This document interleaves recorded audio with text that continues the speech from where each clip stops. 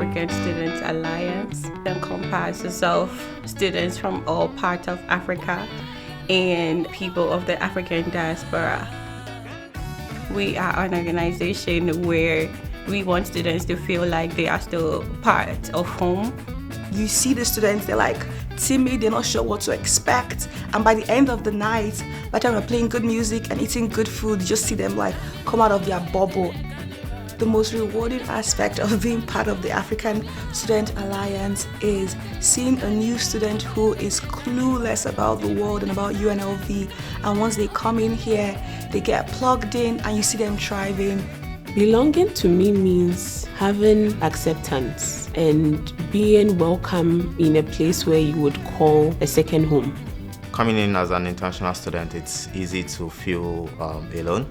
And so the ASA helps you to get that feeling of home away from home, where you get to meet other folks that are from the same background with the same culture and values.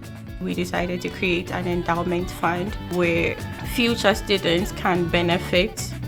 Food, money, clothing, we can help. The fact that we can look back and see that we poured into a future student's life is a very great feeling.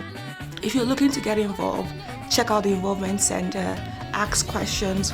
We're all around and we're ready to help.